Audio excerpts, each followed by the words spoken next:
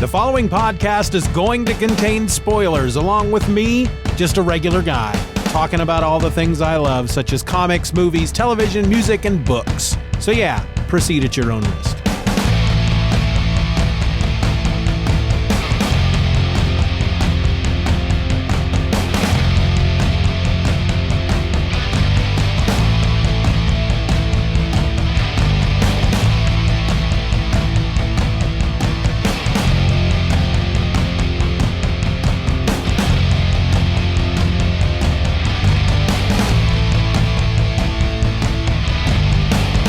Hello and welcome to another episode of Just Another Fanboy, the podcast with more cheese. I don't know where I was going with that, but hey, I'm Steven. I'm your host. How's it going?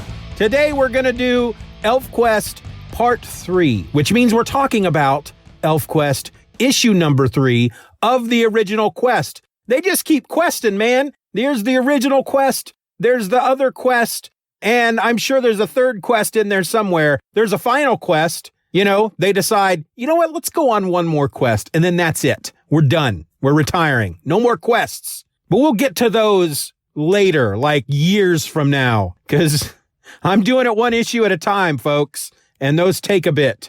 That's dedication, isn't it? I'm pretty dedicated. I still don't know if I can do this. Anyway, before we get into issue number 3, let's just see where we were with issue number 2. If you remember, the elves had come to the village in the middle of the desert, the village of the sun folk. They come across elves. They hadn't seen any other elves in their entire lives. Never run across other elves. As far as they were concerned, they were the only elves alive in the world of Two Moons. So they see this other group of elves, and their first thought isn't, you know what? Maybe we should go down there and see if they can help us. Maybe they have some food. Maybe they have some water. That's something we need. They say, no, let's go raid their village and take what we want. And that's what they do. And while they're doing that, our chief, Cutter, he's the guy in charge. He's the dude making all the decisions. He sees a woman, an elf maiden. Her name is Leetah. And right away he says to himself, you're the one that I want. You are the one I want. Hoo, baby. And so he snatches her up. He's riding by in his wolf and he's like, hello, sailor. And he grabs her and they go riding off. Well, there's another guy in the village who's always had his eye on Leetah, and his name is Rayek. And Rayek's not too happy about this. And he goes to get Leetah back. And in the end, they're all like, hey, don't worry about it, bro. We're good. Let's all be friends. Let's all, come together now, smile upon your brother and all that stuff. And the elves, the wolf riders are invited into the village and they are taken to see the mother of memory. And that's the issue ends with they meet this woman. She's sitting on a throne and she says, welcome, my friends. Welcome to Sorrow's End. And we as the reader are supposed to just be like, what the frick? Because if you remember, Cutter had said, as he was leading his people through the desert, who else did that once? I feel like there's somebody else out there that led his people through the desert. Anyway, Cutter said, all right, folks, we're going to do this. We're almost there. By the time the sun rises, we will have reached Sorrow's End. And they get there and they're told, welcome to Sorrow's End. As the reader, you're like, what the frick? Well, when issue number 3 opens up, we're at that point. And she says again, welcome to Sorrow's End. And the elves are like, whoa, that's what you said, Cutter. You said Sorrow's End. You said that's where we were going. Well, they don't really address it any further than that. We do find out that the mother of memory, her name is Sava, she came to this place with her family when she was a small child. And when they came here, they built this village. They started it with just her and her family, and they called it Sorrow's End. Why Cutter called it Sorrow's End, I don't know. Coincidence? Maybe. I don't know if they really ever address it. We do find out, though, that Sava, she's a witch woman, but, not a bad witch woman. She has the mojo. She can do the magic. Maybe there was something about her magic that reached out across the sands and put that thought into Cutter's mind and gave Cutter that name, Sorrow's End. We don't know. I don't know if they ever, I don't remember if they ever address it. But at one point, as they're talking, Sava stands up and she's tall. She's like twice as tall as the other elves. She's tall and slender. She would be probably the size of a human. And when the wolf riders see her standing there, all tall and elegant, they start kind of freaking out. They're like, oh, this lady, she's something special. And Cutter even asks her, are you one of the High Ones? And if you remember, the High Ones, I talked about in the first episode of the way the elves came to the world of Two Moons. They were in this big flying palace that crashed to the world of Two Moons. And these are the elves that they came out. They were tall. They were elegant. These are the High Ones, the first elves to come to the world of Two Moons. Now, you kind of get the impression that Sava may be 2 or 3 generations removed from the High Ones. Maybe. We know that Cutter, for example, he is the blood of 10 chiefs. Those 10 chiefs go all the way back. So there are 10 other chiefs that were chiefs of the Wolf Riders. And he is a direct descendant from all of them. He's the blood of the 10 chiefs. And the first one was the son of a High One, who was actually, I can't remember if I've gotten into this yet, and I'm sure we'll talk about it next episode, because I think the next episode deals with more of the next issue anyway. Issue number 4 deals more with their past. So I may talk about this more then. But the original Wolf Riders started because one of the High Ones, when she left the palace, she escaped into the woods, and it was a shapeshifter, and she changed into a wolf. She sees a pack of wolves. She changes into a wolf to hide from the humans, and she hides among this pack of wolves. They accept her as one of their own, and she ends up staying as a wolf and finding a mate among the wolves, and they have a cub. And the cub, because the cub is part wolf, part elf, it is more of a it looks kind of like a werewolf elf type thing. And that, I believe, was the first of these 10 chiefs that came before Cutter. So the elves that we're dealing with right now are basically Cutter and most of his people. They are about 12 generations removed from the High Ones. Whereas Sava, you got to get the idea that Sava, I'm not sure how you pronounce it. She might be 2, 3, 4 generations removed. But Cutter he actually asks her, he says, are you a High One? And she's like, come on, son. I'm not a High One. I'm old, but I'm not that old. Okay. And she talks about her family. She gives a little bit of information about, her and her family. They came and they started Sorrow's End and all that. And she does remember the humans. Apparently there hasn't been any humans in this area in generations. And so the Wolf Riders are feeling pretty lucky about that. But really most of this issue is taken up with Cutter, this triangle among Cutter, Leetah, and Rayek. So the Sun Folk welcome the Wolf Riders in to live with them. And there's a big celebration. There's elves playing pipes and flutes and banging on drums and stuff. And there's these 3 elf maidens. They're dancing, and all the other elves are just sitting around watching and eating and they're just having a celebration. And one of these elves one of these elf maidens that is dancing is Leetah. And she happens to dance close to where Cutter is sitting, and he kind of grabs this scarf that she's dancing around with, and he pulls her over to them, and they look each other over, and they're staring at each other. They're staring into each other's eyes. And then across the way is Rayek watching them, and he's just seething. He is so upset because he wants Leetah. He is in love with her, or what he feels is love. He feels that she should be his. And they don't really practice, I guess, recognition with the Sun Folk. It's this ancient thing that has always been a thing among the Wolf Riders, where a male and a female elf, there's just this bond that suddenly snaps between the two of them, and they call that being recognized. And when you're recognized, that's going to be your life mate. And it was kind of I don't know if they ever explain it. I always feel it was like kind of something this magical thing that evolved among the elves after they came to the world of Two Moons to force them to procreate. And it's turned into more of once you've been recognized, you don't have a choice. This is who you're going to be with for the rest of your life. And if you fight it, it only gets worse, because this magical bond between you just keeps trying to pull you close to each other. And if you try to deny it, it brings you a lot of basically, so pain, not like more like a psychological pain. Well, I don't know if they They don't quite do this among the Sun folk. They seem to be, if I remember, I don't know. They don't really talk about it too much. Or if they do, she just can't accept that recognition has happened with her and this wild elf, basically. And Rayek especially can't accept it. He knows that there's no recognition between he and Leetah, but he feels that it doesn't matter. They could still be married and spend their lives together because he has not recognized anybody. She has not recognized anybody. And that's because whoever it is that they are destined to be with are somewhere else, just like we find with Cutter. So anyway, he at one point, he challenges Cutter to a contest. And the way he does it, it's actually kind of funny as I'm reading this for the 14th time or whatever. Cutter has gone to see Leetah and he's at her window and he's basically telling her, why are we doing this? Why are you fighting this? Why are you fighting the truth?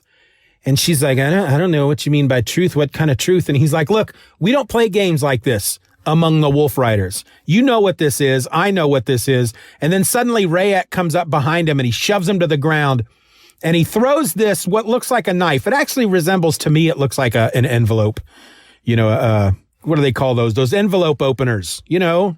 He throws it at the ground. He throws it at him like a throwing knife, and it lands in the sand next to him, point down. And it's got on the handle, it's got carved on the top. It's got an elf head. Below it are a pair of hands. And then below that is a heart. And then it goes directly from that panel where Cutter is laying on the ground, where Rayek had shoved him, and the freaking letter opener, that's what it's called, a letter opener, is stuck in the ground next to him. And it goes straight from there to Cutter with Sava, and she's holding it, and she's telling him what it is. This is a challenge wand. It's he has challenged you to the contest. He has challenged you to the contest of the mind, or the hand, the heart, and the hand, the heart, and the head.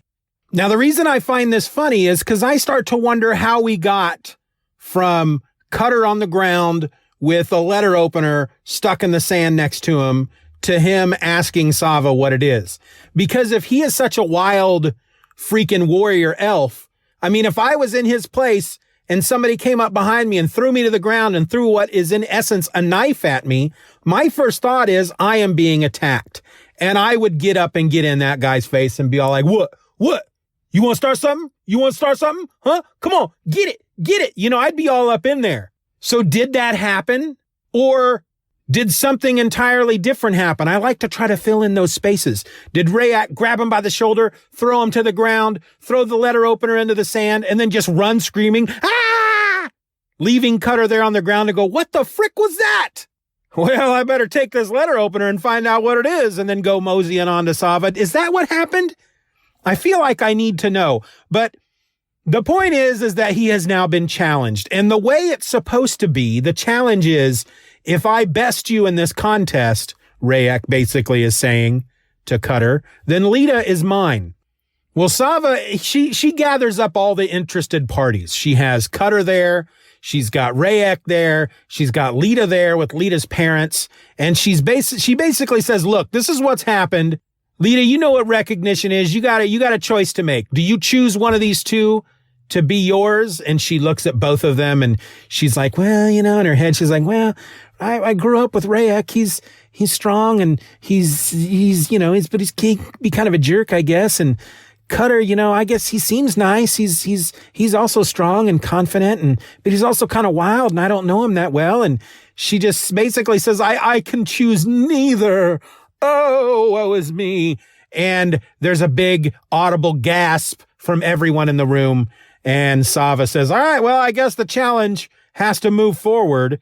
And that's when Rayek kind of stands up and he's like, yeah, challenge. And when I'm done kicking your elf butt all over these sands, Leetah's gonna be my girl. And that, you know, Leetah's like, oh, you think so? You think I'm just some kind of prize that you can win? I don't think so, boy. She's starting to kind of realize that Rayek is a bit of a jerk. But the contest happens anyway. The first round is the round, the challenge, the contest of the hand. And what that means basically is they have to best each other in some kind of hand-to-hand kind of combat thing. And so what they do is they set up this thing that's kind of like a seesaw. except for just one platform where you would sit on one end, somebody would sit on the other end, you'd go up and down. Instead of just one flat board like that, it's actually 2 long poles. And they have to stand on the poles, 1 foot on each pole with their eyes blindfolded. And elves are moving the poles up and down to try to throw them off balance. And they're reaching across, they're basically shaking hands, and they have to clasp each other's hands. And whoever falls off first, whoever can force the other one off of the poles, they win. And it's kind of funny because they're calling each other these dumb names like bead rattler and snake and dog and flea scratcher and all that. But Cutter ends up winning. And Rayek is really kind of upset about that because really the goal is to beat him in all 3 contests. You're not truly the victor unless you can beat the other one in all 3 contests. And right away, he loses the first. He could win the other 2, but in his heart, he's already lost. But still, he's going to go forward. So the next contest is the contest of the head or the mind. And what they do is first they need to take their weapons away from them.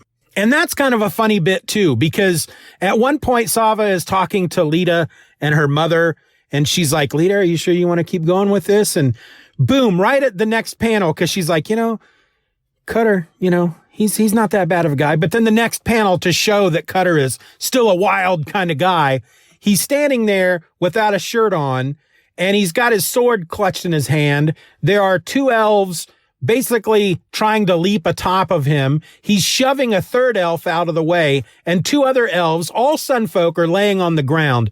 And he's screaming, no, you can't have my sword. And Sava's like, look, buddy, you got to give him your sword because that's part of the contest. Don't worry, you'll get it back.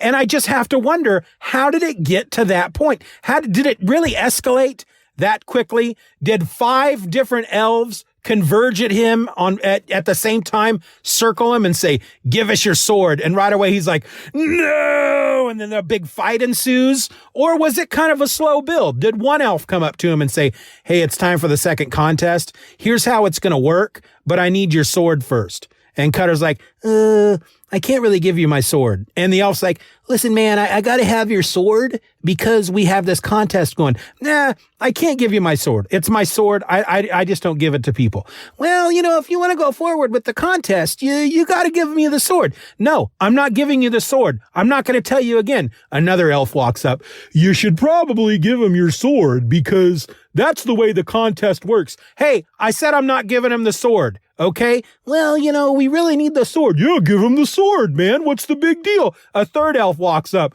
Hey, what's going on here? Why isn't he giving you the sword? I don't know. I told him I needed the sword. I'm not giving anybody the sword. And next thing you know, they're piling up on each other. No, not my sword. Is that how it happened? It just seems like a weird transition to just suddenly he's just, get away from me. But, who am I to judge? It just seemed funny in my head. I like to fill in the pieces. I like to fill in the story in my head because I can't imagine that it just happened. Just boom! It's just this huge escalation really quick. And he's really quite bummed that he has to hand his sword over. And he finally does. And he's leaving the tent and he kind of looks at Leetah and he says, basically, I only gave away my sword for you. I would never do that for anyone else. Like he's giving away his freaking foot or something. So what happens is they each stick Rayek and Cutter on a horse, blindfolded again, no shirts, hands bound behind their backs. They take them up into the hills, into the mountains, and they separate them, and they carry each one into a different cavern. And they dump them there deep within the cavern, and they say, okay, here's the deal. We've hidden your sword, and in Rayek's case, his dagger. We've hidden your weapons somewhere. Your job is to get free, find your weapons, and then make it back to the village before the other one. If you can do that, you win. If you're not back by sundown, we're going to come and get you. Now, this is a bit of a longer sequence because you get to see that Rayek is able to get free from his ropes because he finds a rock that he can cut his bonds on and slice through the ropes. Cutter, on the other hand, there's something apparently back at the old forest called strangleweed that would get them tied up a lot. And he was always really good about getting out of that. So getting out of these knots were no big deal. They don't really explain how Rayek finds his dagger. He's not supposed to be using any magic, but he does find his dagger deep down in a crevice, so he can't reach it. Cutter, on the other hand, you find out that because of, as I said, generations back, an elf turned into a wolf and mated with another wolf and started and had a freaking wolf baby kid. He still has some of these instincts of the wolf, and he has keen senses, and he can smell his sword. So he follows the scent, and there's this one point in the sequence that I just scratch my head over, because he comes out of this cavern and he's basically standing on this shelf of rock, looking out over this large canyon. It's like a balcony, and the cavern floor is 20 feet below him. And he knows his sword is down there. So he unlaces this leather thong thing that on each one of his legs that's holding his pants together. And he uses that to create to make a makeshift rope. And he basically scales, he hangs off of this balcony thing, this shelf of rock with this rope. And he shimmies down, and he's at the end of the rope, and he's about 3 feet off the ground. And he says, well, I guess I'm going to have to drop, but it's kind of rocky down there. I hope I land okay. And he lets go, and he just lands on the ground on his back. He's 3 feet up. He's an agile elf.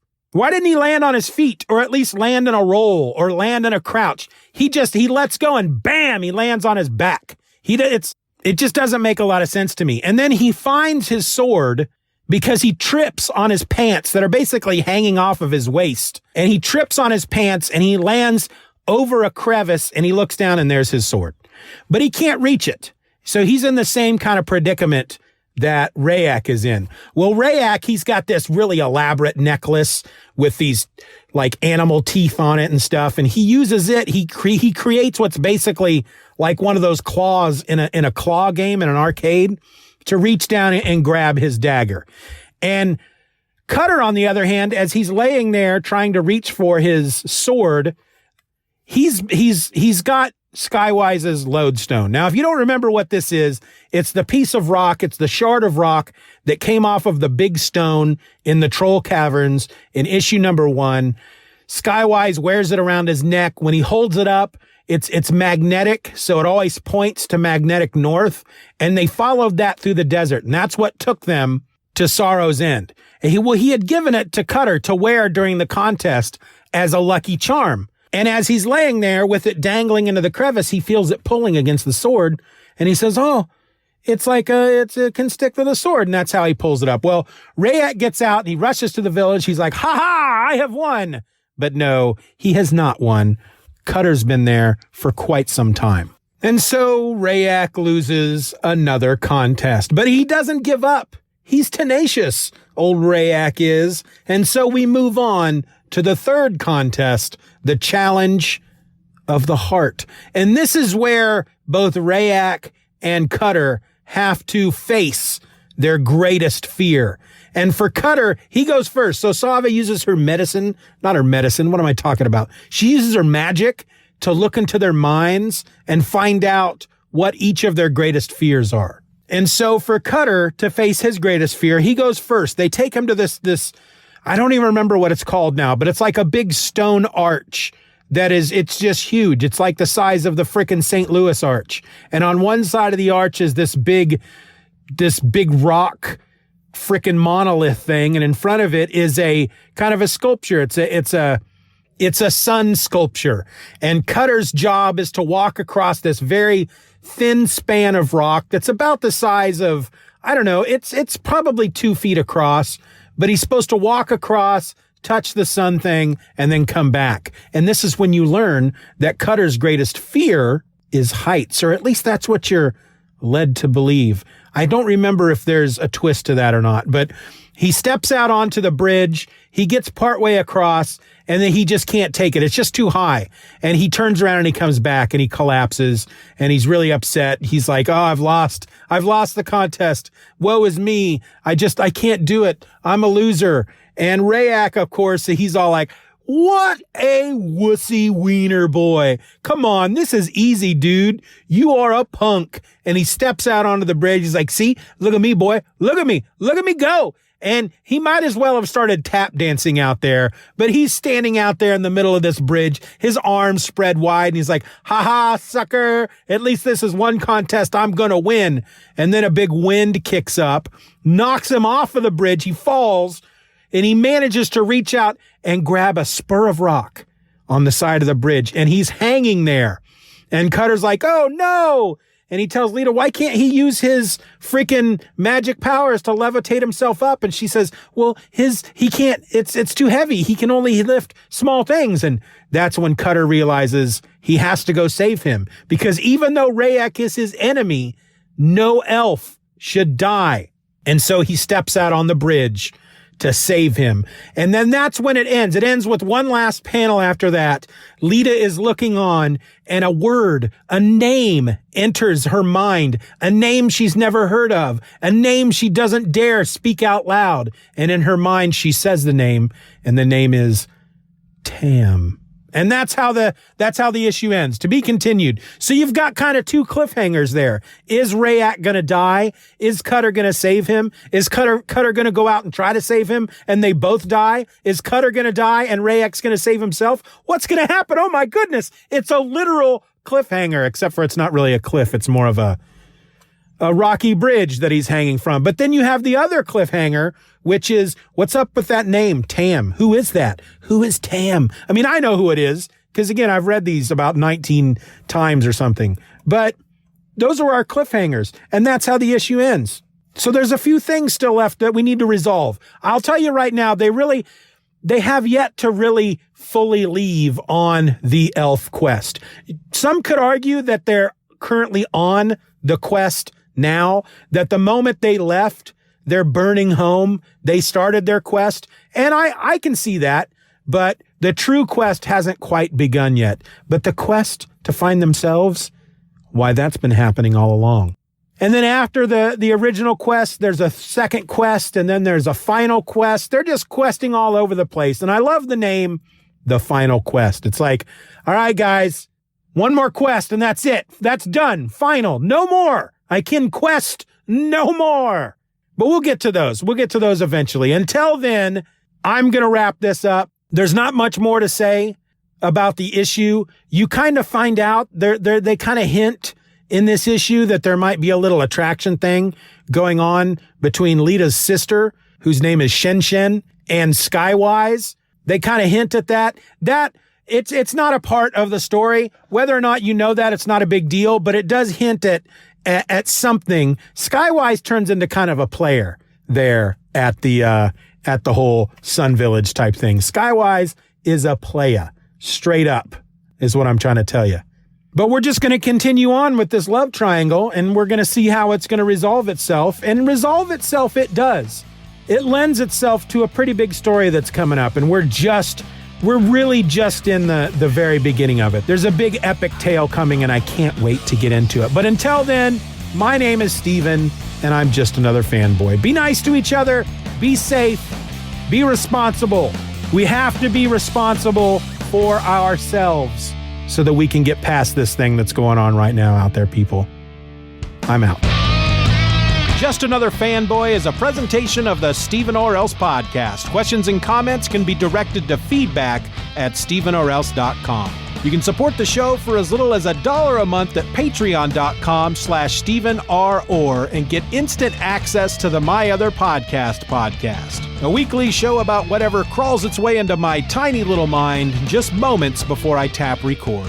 You can find me on the World Wide Web at StephenOrElse.com or find me on Twitter and Instagram by searching for @StephenOrElse. I also encourage you to subscribe to the show, leave us a 5-star review, and share this episode with a friend. Just Another Fanboy is a proud member of the Comics Podcast Network. You can find that over at comicspodcasts.com. All links will be in the show notes.